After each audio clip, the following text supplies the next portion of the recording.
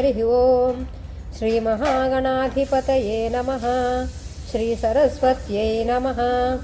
Vakratunda Mahakaya Surya Koti Samaprabha Nirvignam Kuru Me Deva Sarva Karyeshu Sarvada. Gurur Brahma Gurur Vishnuhu Gurur Devo Maheshwaraha Guru Sakshat Param Brahma Tasmai Shri Gurave Namaha. Vande Guru Padadvandvam Avangmanasa Gocharam Rakta Shukla Prabha Mishram Atarkyam Traipuram Maha. Apadam Apahartaram Dataram Sarva Sampadam Lokabhiramam Shri Ramam Bhuyo Bhuyo Namamyaham. Rāmāya Rāmabhadraya Rāmachandraya Vedhase Raghunāthāya Nāthāya Sītāyah Pataye Namaha. Shri Rāma Rāma Rāmeti Rame Rāme Manorame Sahasranama Tattulyam Rāma Nama Varanane. Yatra Yatra Raghunatha Kirtanam Tatra Tatra Kritamhastakanjalim Bhashpavari Paripurnalochanam Marutim Namata Rakshasantakam. Kujantam Rama Rameti Madhuram Madhuraksharam Aruhya Kavita Shakham Vande Valmiki Kokilam. Sita Devi Yutam Viram Sarva Bhushana Bhushitam Pitrubhaktam Harim Dhyayet Ayodhya Kanda Uttame. Shri Rama Jaya Rama Jaya Jaya Rama. Shri Rama Jaya Rama Jaya Jaya Rama. Shri Rama Jaya Rama Jaya Jaya Rama. Shri Hanuman Jaya Hanuman Jaya Jaya Hanuman. Shri Hanuman Jaya Hanuman Jaya Jaya Hanuman. Shri Hanuman Jaya Hanuman Jaya Jaya Hanuman. Shri Hanuman Jaya Hanuman Jaya Jaya Hanuman. Okay. Jai Shri Rama everyone. Okay. Yesterday we stopped where Lakshmana made Parnashala, and we also talked about how we talked about different stuff from like Ramacharitamanasa, Adhyatma Ramayanam and all, like where we got Sage Valmiki, how he suggested and all, and also we talked about the how Sri Rama showed so much stuff to Sita and how they crossed Yamuna river. And I want you to in class for today, right now. Be quiet, please. Okay. No. Now, today we are going to talk about Vāstu Śānthi. That's what. First of all, Guru Garu explained a little more in detail, like why is this important and why everybody, at least I'm pretty sure who came here already know, but maybe some kids are there, they will also learn. For that reason, we are going to talk about what is Vāstu Śānthi, and as told by the Guru Garu. Now, this Vāstu Śānthi is something like yesterday how Rama told, right? Okay, like if one wants to live for longer time, okay, then they have to perform Vāstu Śānthi when they are entering into a home. That is mandatory. People do Satyanarayana Vratam and all. But performing Vāstu Śānthi is more important. Okay, that is one thing we have to remember. So this tells us that those who wish to live for a long time, they should perform Vāstu Śānthi. There are a lot of Dharma Shastras that tell us this. Okay, many people argue about this. You will come across people who will say they keep debates and all. They keep on discussing. There are a lot of Dharma Shastras that tell that they keep on arguing about this. We cannot use Vedanta Shastras. If you take Vedanta Shastra explains us about Parabrahma Tattva. Okay, it will not tell us how to lead day-to-day life. Vedanta Shastra, if you take that as a part, okay, that talks about only Parabrahma Tattva. It tells you what is Bhagavan, the concept of Bhagavan, and how to understand Bhagavan, how to reach Bhagavan. Whereas this Vāstu Shastra, Jyotisha Shastra, and so many other Shastras that we are going to, we come across, Samudrika Shastra, all these kind of things, they tell us about the day-to-day life. How should we behave? How should we do it? Because we are living in this society. We are born as people. We need to follow these things. That is the reason why we have to learn about this. If someone nowadays, like, one should know, like, people keep on arguing without having the complete knowledge. If they have complete knowledge, then they will not argue at all. If the person is saying whatever he wants, those who listen to it should also have the right knowledge. If we come across people talking this manner and that manner, then we should also have the right knowledge in order to listen to it or not. Should we take it or not, like that. So How far, would we know? please don't talk. So far, we came across situations like this. Like when one is Gruhastu, it is fine to think of the knowledge of the self. We are all Gruhastus, right? We are all in the Pravritti Marga. We are not in the Nivritti Marga. Pravritti meaning Gruhastu. That means what? We are not sannyasi. We did not let go of everything. Okay? The sannyasis, they can think of their own self, the Parabrahman, and have that kind of behavior. They need not worry about performing anything like a housewarming ceremony, like housewarming ceremony, Vāstu Śānthi rituals. They did not perform. For Pīఠādipatis who took sannyasas and all, for them it does not apply. Whereas for people like us, it does apply. Okay, that is the reason why. And Grihasthus, they have to perform these rituals even if they have vision. Even if our vision is towards Paramatma, we are constantly thinking of Paramatma, but still we have to do these things. When we are thinking about Paramatma, we have to do these things with detachment. Okay, Vairagya. Okay, Vedanta Shastra also says that one should never stop this daily or naimittika duties. The naimittika meaning certain duties that you do on certain days, like Paurnami, Amavasya comes, you do certain things. So generally Grihasthas, meaning householders, they are supposed to carry on these duties while thinking about the Paramatma. So many people think of these things as superstitions because they do not understand it. There is a lot of science behind these things. If they understand, they will know, like, there is a lot of science behind these things. And then the same forever. And yes. And I say it couple of times because it has to stay in your brain. That's the reason why. Otherwise, if I say once, you have to listen to it again, right? That's the reason. So Vāstu, Jyotisha, these are all excellent Shastras, and they help humans not to have any hiccups in your life. Like sometimes we come across so many difficulties and all, and this helps us come out of those difficulties. But at the same time, we should know that these are not Paramartha Shastras. Like Vāstu Shastra, Jyotisha Shastra. If you say, I study this, let me get Paramatma, that is not going to happen. With these things, you will know these are all stepping stones. These are like Krama Mukti. Because one will get Krama Mukti with this, but not direct Paramatma at this level. Okay, but they will give us that state. They will take us to a level of being able to practice or whatever is required for attaining Paramatma. Okay, for instance, let us say if we have a headache. Okay, if one has a headache, you have to give them a tablet for it, right? Instead of that, if I say, hey, there is a Ishavasya Upanishad, there is Katha Upanishad, and there is that Upanishad, and in that Brahman is told like this and all, you know what happens? That they will not understand anything. Where they are like, what are these people saying? Then first, what do we need to do? First, we need to give them a tablet or something like that makes their headache go away. And then after that, you can teach all the Shastras. So like that, Shastras also, all these Shastras, it could be Jyotisha, it could be Vāstu, it could be any other Shastra, it will take us to a better state. Okay, from this state to a higher state in order for us to achieve the Bhagavan, like that. So we have to come out of that by following Dharma only.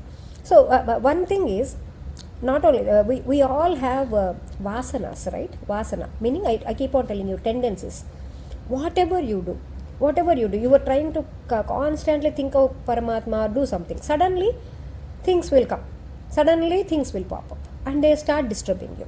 And they start bothering your brain. Even though you know you are not supposed to do it. Those things are called vasanas or tendencies. So, how can we come out of that?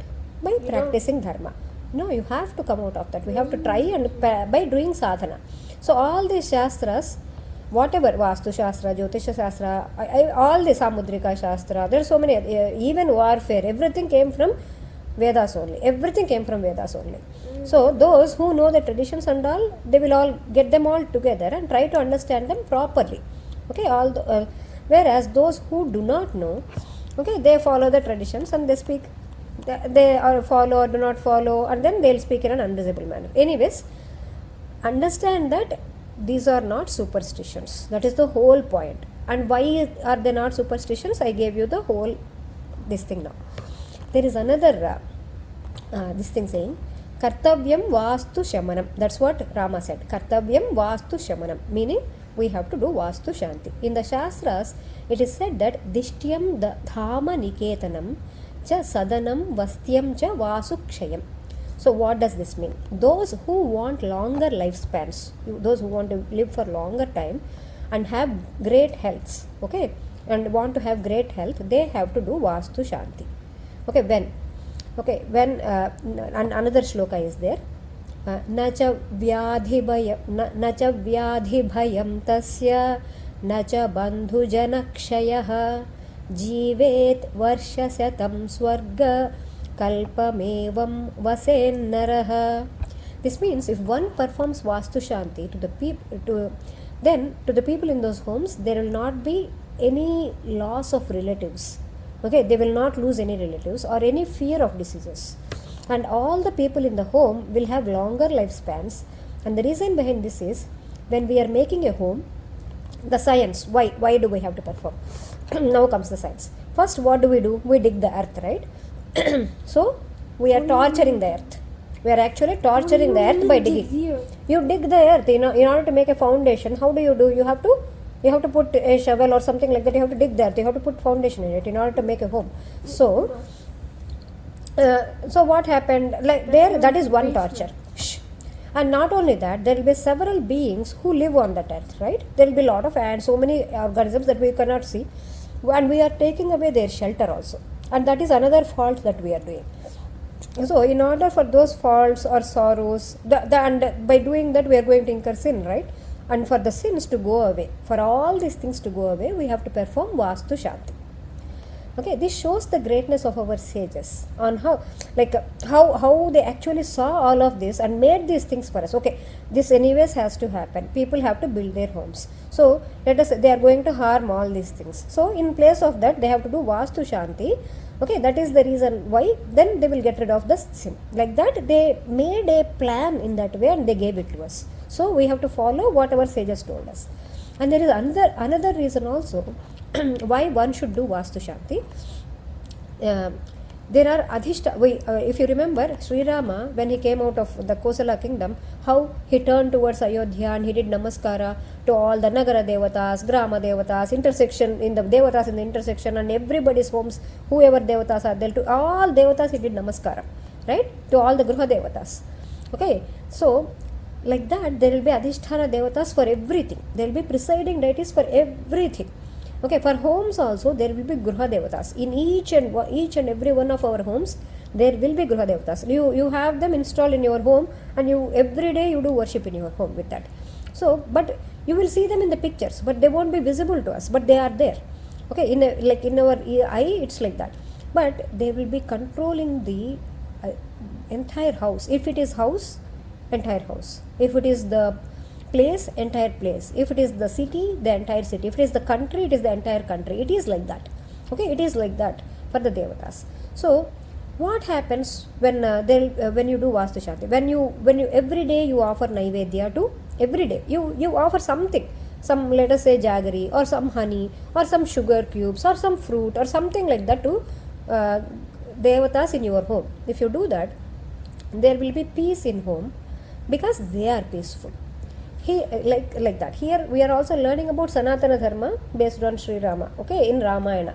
We are learning about all these dharmas that we need to follow also. But many people ask, okay, this is one thing. Why do we worship Devatas every day at home? Why so many Devatas? Some say, I am thinking spiritually. Some even say that, I am doing philosophical inquiry, so I don't have to do pujas. Some people say this. And as long as, you should not stop pujas like that. As long as we eat, as long as we live, we have to do Śānthi to the Devatas at home. You are eating means you have to offer Naivedya to Devata. That's it. Then only eat. And this is a very, very important thing. One has to light a lamp 2 times every day, offer Naivedya in the morning and the evening. And then if we are highly detached, then we can let go of everything. But as long as we are holding on to and living in a home, If you are letting off home and all and going into the forest, that's a different thing. Okay, but we have to follow this dharma if we are living at a home, and we have to worship our home deities. This is called Gruha Devatabhyo Namaha. Yesterday we were talking about some other context also. These Gruha Devatas. That is why we have to do that. Okay, even if you okay, it is the, so for instance, if a person, let us say they realize themselves, still he should not, let us say one person realized himself, but he has a spouse, he has children and all.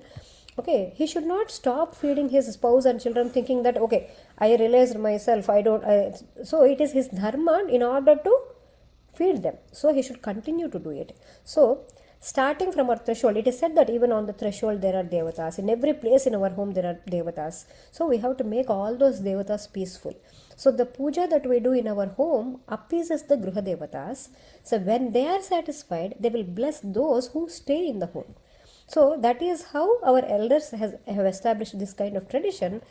If we say no to all of this and say that we do not need pujas and all, having it in manas is enough. These kind of things have been coming. These all seem to be very rational with logical reasoning and all. Yeah. But if we contemplate on them, there is nothing more ignorant than that. The Guru Garu, he asked us to keep whatever is told till now. Like whatever, you have to worship Gruha Devatas and all. We have to keep this Vāstu Śānthi. Why is it important? Why should we perform all these things? We have to keep that in our mind, in our manas, and do the activities. As this is not against Vedanta Vidya. Okay, whatever we talked. Okay, is it against Parabrahman? No, it's not. So it is in relation to that. All our Shastras are related to one another. Remember, we talked about this in the Jyotisha Shastra. At that time also, we talked very deeply about it. And now in Vāstu Shastra also, we are talking deeply about it. So, some people talk, they have only half knowledge. We cannot compare ourselves with realized souls again, because we are not realized yet, and behave in that manner, because we are still in this ocean of samsara. So as long as we are in the boat of trying to cross this ocean, we have to be comfortable, right? We don't want any kind of sorrows. We want to have all comforts. For that reason also, we have to do Paramatma Puja, like that. And one more important thing to learn from Ramayana is, some dharmas are applicable to certain time periods. Remember this. We talked about this in the like how in the Indra story also, right? How Indra lost his capability to become successful, and then they were supposed to offer Master Chakras. For every yuga, certain dharmas are different, and we need to be aware of that also. We cannot get Treta Yuga dharma and say, hey, I am going to follow it now. No, you cannot. So there is a Ashwamedha yaga. One can kill horse, these kind of yagas and all during the Treta Yuga. But as Kali Yuga, there is nothing like that. We have to know, we have to be knowledgeable of that. In Kali Yuga, there is no taking of sannyasa also. Sannyasa, you cannot take monkhood just like that, unless and until one is Peethadipati. This also we talked about, I think. I don't want to repeat myself, but still. So anyway, this is known as Kala Jnata, meaning knowing when to do what. If you remember, Valmiki described Sri Rama as Deshakala Vibhagajnaha. That is one of the quality that he has. Meaning, Sri Rama knows when and at what place, how one should behave. When and at what place. So, dharma changes based on when and at what place and towards who. This also. These three things. Okay, like it keeps on changing. This is the nuance. Dharma sukshma, like that. So, keep that in mind. So that is about Vāstu Śāstra. I know it's a little too knowledge based, but at the same time, keep that in mind. Keep that in your heart. Now Rama is talking to Lakshmana. Oh, fair. Spent like 20 minutes of Is it? talking about Is it? I did not. I felt it felt like 5 minutes to me. Seriously. Anyway, oh fair and Lakshmana. Now dig the Gajakanda bulb. Remember yesterday we were talking about that bulb, right? Gajakanda bulb, and bring it here at once. Yes, you actually did. You said 8:30, it's not 1 second, please. Yesterday I told you it is not nice to talk in between. Okay, please do not do that. No. Oh, fair Lakshmana. Now he said, dig the Gajakanda bulb and bring it here at once, as we have to follow the procedure laid down in the scriptures. And Lakshmana understood what the command clearly, and he brought those bulbs. And then Sri Rama said to Lakshmana, now cook this bulb. Okay, so we can offer this to propitiate the devatas, like Agni, Parjanya, and so on. You know, there are 50 devatas one has to appease. I was surprised to know this. One has to appease 50 devatas during the housewarming. Graha devata, like during the Graha Pravesha ceremony, like that. 50 devatas need to be appeased for that particular thing. And presiding over that. And Lakshmana understood Sri Rama's command clearly, right? And he cooked it now. And he cooked that bulb, and then Sri Rama further added, let us do it fast, because now this is the daytime and it is going to end soon. And right now at that time, the muhurta that is there, and it is very auspicious, and it is known as Dhruva Muhurta. Okay, we will come across this muhurta. So Dhruva Muhurta. This muhurta is fit for Gruha Shanti and Vāstu Shanti, it seems. Okay, Dhruva Muhurta is fit for Gruha Shanti or Vāstu Shanti, like that. And generally, according to, there is another Shastra called Muhurta Chintamani. It has all the muhurtas and all. I never came across it, but I never saw that book, but it is there.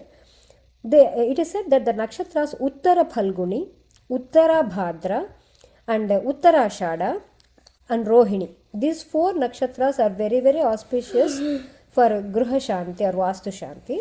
And also it is said that Dhruva also refers to Sunday, Adivar. Okay, that day also is very, very good. And even Sthira, maybe Shanivara also. Sthiravara meaning Shanivara, meaning Saturday. Okay, so now this is what, now this shows that Sri Rama is knowledgeable of muhurtas, Jyotisha Shastra, Panchangam, all these kind of things. Sri Rama is knowledgeable of them. They did not have to look at a book. He just knew it. Okay, like that. Now Lakshmana, he dug the earth and he took the bulb and with black peel, okay, and which is fit for oblation, and he kept it in the blazing fire, and the bulb is also properly roasted, completely cooked, and he dressed it properly. He made it into proper how they have to offer it as into the fire. In that manner he prepared. And he came to Sri Rama and said, I completely dressed this bulb Gajakanda and made it free from all the disorderly shape. There is no disorderly shape anymore. Now you can start worshipping the devatas presiding over the kutira. Okay, over the kutira there are devatas that are presiding, right? And offer it as oblations to them, as you are very well versed in performing the ritual. Oh, one who is resembling devatas, like that, he asked Sri Rama. So Sri Rama does not need somebody to chant mantras for him. He can do it by himself, so he is doing it. And of course Lakshmana also knows it, but Sri Rama is the elder brother and he is the one who is supposed to do it. Now when Sri Rama means, along with him Sita will be there on the side all the time. So Sri Rama, who is disciplined, possessing all the excellent qualities and knowledgeable of dharma and well versed in the chanting of all mantras that are appropriate to the occasion, he took a bath now. Immediately he went and took a bath. There is a river called Mandakini. On the Mandakini is Ganga only. It's known as Mandakini at that place. And another name will also come. I am not immediately remembering it. It has another name also. And he then completed the Vāstu Shanti ritual. First, he completed the Vāstu Shanti ritual. He chanted all the mantras. Here, in the Ramayana book, it is said that Sangraha. Sangraha does not mean briefly. People think Sangrahanga meaning briefly. It is not. It means that all the mantras that are related to Vāstu Shanti, which are there in different Shastras, are brought together and he chanted all of them. That's what it means. It does not mean briefly. I don't know why so many meanings have changed over time. Anyway, so Rama did that. Now he purified himself, okay, and he worshipped all the Devaganas. After doing Vāstu Shanti, he worshipped all the Devatas, groups of Devatas, and then he entered into the Kutira. As soon as the immensely glorious Sri Rama entered the Kutira along with his consorts Sita and Lakshmana, as soon as he entered into the Kutira, he felt immense happiness. He became immediately happy. And he performed the bali for Vishwedevatas. Okay, it's known as Vaishwadevam. Meaning you offer small portions of food, a little food, okay, generally before the midday meal. Generally this is done before the midday meal, and this offering is done into sacred fire. Okay, so into the sacred fire they offer. And then he performed Rudra Yaga and also Vaishnava Yaga with mantras. Look at this. It is so clearly told in Ramayanam that Rama performed Rudra Yaga and Vaishnava Yaga. Okay, I don't know why people argue over stuff. Anyway, Let us come back. For the removal of the evils, he performed the auspicious Punya Vachanam. He performed the Punya Vachanam, and also he did Śānthi japas. And after doing all these japas, he went and he took bath again. Okay, and he performed the rituals, and after this now he needs to perform the rituals for any faults that in the worship. After doing all these things, we do prayaschitta homas, like we might have made a mistakes, so in order for that, the mistakes that fault need to be gone away. For that also we perform the puja towards the end. So Rama did that also, and he offered bali. Bali meaning what? Like whatever that is food, you keep it in all directions of the home, so that way the animals can eat, like that. So in this manner, during his stay in the forest, Sri Rama, we have to understand, he did not go for hunting, killing animals and all.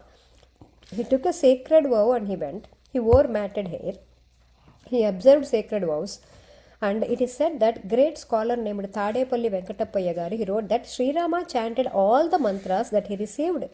What did he do in the entire Vanavasa means, if you remember, Sri Rama, he received a lot of mantras and he just chanted them. And there is a process called Punascharana, like 10% of, like let us say he got a Surya mantra.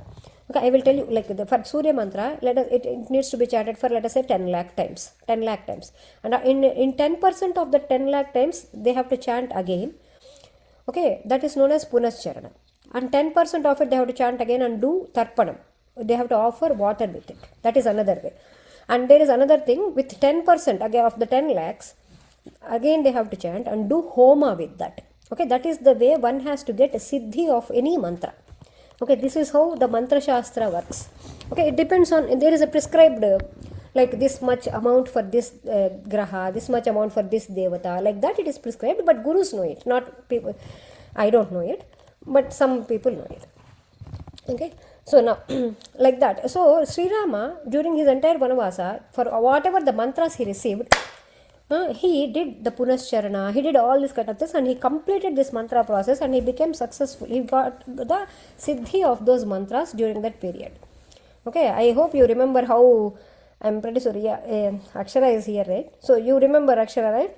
How Parashurama did all of that?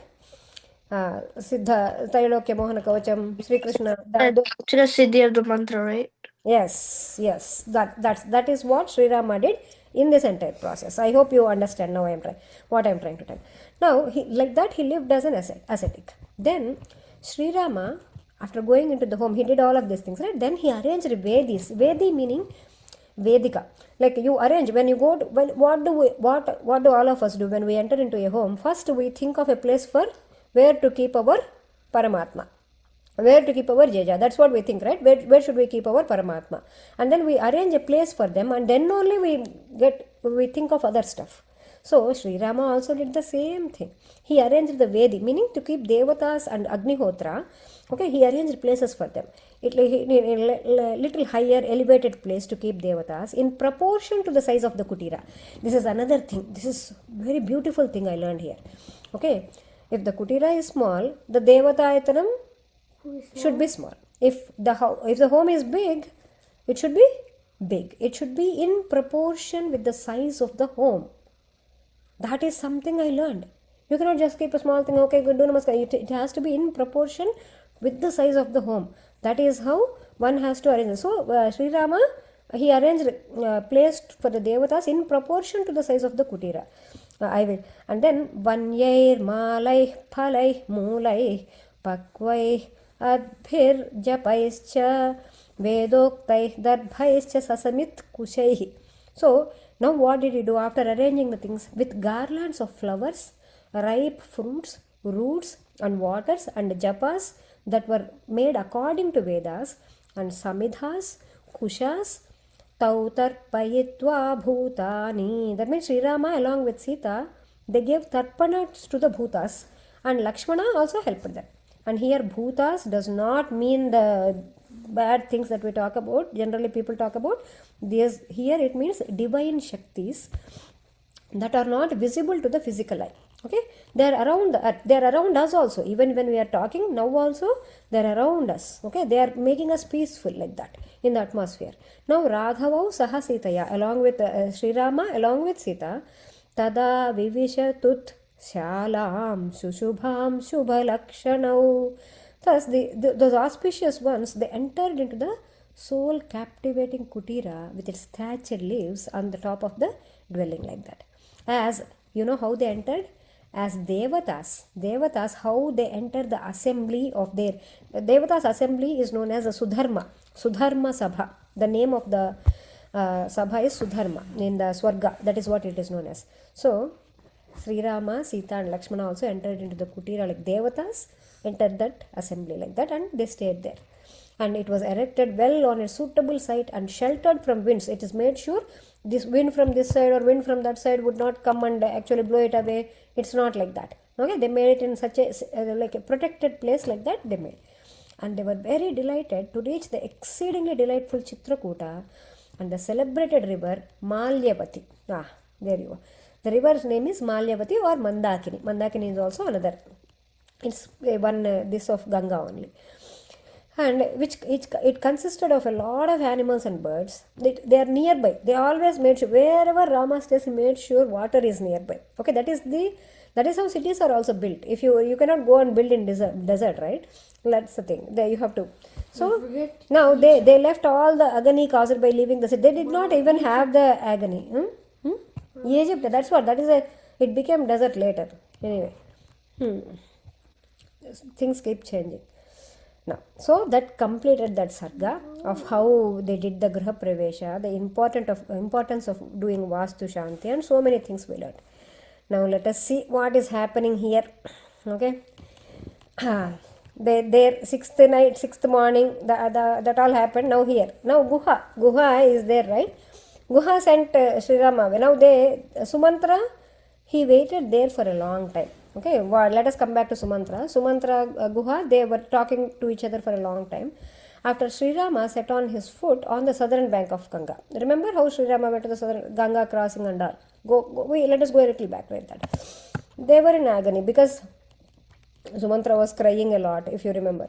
And Guha also did not like it. And he stayed there for... Guha left for his home, but before that, the spies of Guha, they waited how long there? On the northern bank of Ganga, not on the southern bank of Ganga, on the northern bank of Ganga. Guha and Sumantra waited till Guha's spies. Guha is a king. He has spies. Okay, and they got the information. Okay, that Sri Rama met with Bharadwaja. Okay, and how Bharadwaja received them. The spies will have the information. They keep on observing. Remember how they get onto the trees and seeing who is going where and all, right? Like that. And also, Sri Rama started for Chitrakoota mountain and almost reached Chitrakoota. This kind of information, almost reached, it did not come. They started their journey to Chitrakoota mountain. This information to Guha, they came to Sringaberapura. Sringaberapura is the place where Guha is Guha's capital. Think of it like that. And they reported it to Guha, and as well as Sumantra was also on the side, so Sumantra is also heard it. Actually, he stayed there for a couple of days, right? If you think about it, they went to Bharadwaja Ashrama, and from Bharadwaja Ashrama they stayed that night, and then they went to, Chitrakoota mountain, they started for that. And these people came and gave it, right? And now, also for information that they are safe, he got the information that they are safe, and also somewhere he had a hope that Sumantra had a hope that maybe Sri Rama will send somebody, some tribals, and say, Sumantra, you come along. You asked for so much time, right? You come along. Like that, Sumantra is having that hope in his mind. Okay, so he is waiting for that kind of information, but it did not happen. So, but he knew that Sri Rama won't come back immediately, but still he had a hope like that. Okay, he will say this later in Ramayana anyways. Then, okay, now he got the information, Guha is also leaving, and so he yoked the excellent horses to the chariot, and Sumantra also took leave from Guha and went straight to Ayodhya. He was feeling very, very sad in his heart. And as he drove, he saw fragrant woodlands, like he saw all of that. He looked at them. He will see what he saw later. He will tell what he saw later. Okay, and rivers and lakes, villages and cities, he saw all of that. And he drove carefully at a quick speed. And he duly reached Ayodhya at dusk on second day after his departure from Srīrāmāyapura. And as he saw Ayodhya without any noise, as though desolate, like Ayodhya is looking, nobody was happy. It was overpowered with grief, and he felt troubled in mind.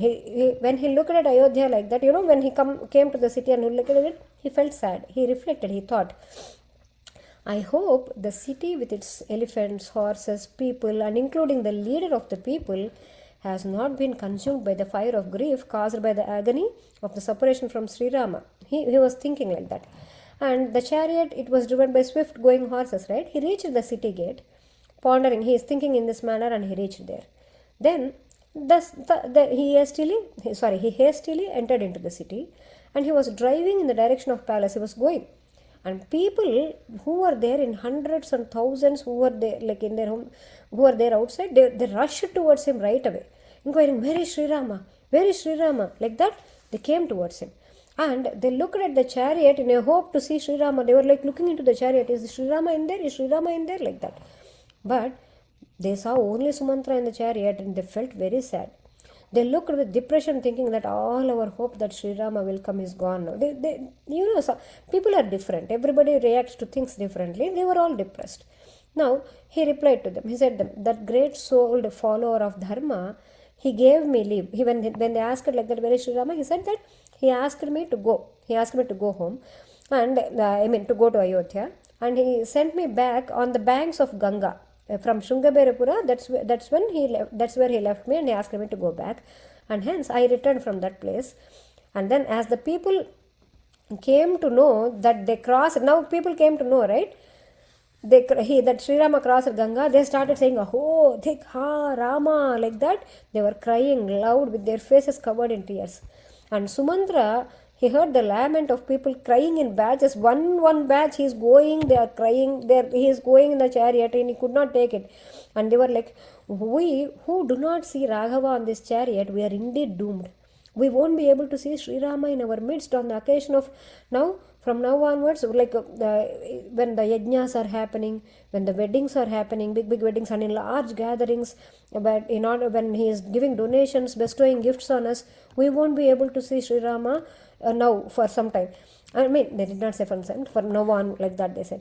I don't like to say that anyway. Sri Rama looked after the citizens of Ayodhya like a father who has regard for their children's welfare, he took care of us like a father. And he always gave what is agreeable to an individual, and he brought happiness to everyone. And people looked at him like, Sumantra, how do you have heart to leave him there? Like that, they looked at him. Sumantra could not take it anymore, and he covered his face like this. Because he felt so sad that they are looking at him. What can he do, right? But situations are like that. Now Sumantra drove the highways through bazaars, and as he was driving through those kind of bazaars and all, the highways, there were mansions, if you remember. Okay, the mansions, 7-storied buildings, big houses and all were there, right? And women were actually looking from their windows, and they are actually distressed about Sri Rama's exile, of course. And when they saw Sumantra's face covered with cloth like this, okay, and they headed and they saw the chariot that is heading through the middle of the royal highway. It's going from the middle to Dasharatha's palace that is going. They saw that, and then they were like he descended the chariot. Okay, now, and he crossed the 7 gates, and as he was crossing each gate, everyone, they were all thronged with large crowds of people, of course. And everyone was looking at him with a question of, where is Sri Rama? Why are you coming alone? Like that they were looking. And he could not contain his sorrow. He was like, he himself is sorrowful that he could not go with Sri Rama. And now all these people looking at him like this, that old wise man, okay, he himself is getting depressed like that. He could not contain his sorrow. What can he reply, right? He just wanted to go faster into the Antapura. And ladies residing in those mansions and 7-storied buildings and palaces and all, the queens, right? There are so many, 350 queens also, and who had been emaciated. They could not eat anything and all because of the sorrow. Okay, they could not see Sri Rama, and they saw Sumantra returning, and they started crying out loud now. Again, fresh cry, freshly weeping. And then they were deeply distressed, and they looked at each other vacantly, like each other, with big eyes flooded with upsurge of tears. And even their kolliram meaning katuka, you guys know the black that thing that we keep, right, in Nandali, that was gone because of their crying so much. And then Sumantra, he heard the talk of the wives of Dasharatha in low tones from palaces here and there. Remember, those days people had a lot of hearing power. Okay, they could hear even whispers also, like that. So they were all like, they started talking. What will the charioteer who departed with Sri Rama? He went along with Sri Rama and he came back without Sri Rama. What will he reply to Queen Kausalya now when she questions him? When she is going to question him, what did you do? And then what can he reply? Since Kausalya still continues to survive, even though her son relinquished the throne, her son does not want the throne and he left. And I believe that surely it is not easy to end one's life as it is hard to preserve life. Okay, this is something, guys. Only like this is like life lesson. Okay, I believe that surely it is not easy to end one's life as it is hard to preserve life, like that. So Sumantra was hearing all of these truthful claims. Everything they are speaking is true only of the king's wives. And he just listened, and he was going and entered into the palace at once, as though he was set on fire with grief. Like somebody is set on fire, how do they walk? Like that he went so fast. He entered into the 8th gateway, and he saw the white chamber in which the afflicted, the over anxious monarch, who is Dasharatha, who was withered with the separation from son, he was seated there. He approached the king. He greeted him rightly and said, Dasharatha Maharaja, I left Sri Rama in the forest as directed by you, and delivered the message of Sri Rama as instructed by Sri Rama. Sri Rama told how to say the message. He is going to tell in detail also. There is more that is there. He will tell that also. The emperor listened to that message in perfect silence. He felt perplexed in mind, and he dropped unconscious on the floor. As he could not take the sorrow of separation from his son again, I told you, Dasharatha faints like anything, maybe hundreds of times during this whole AYODHYA KANDA thing.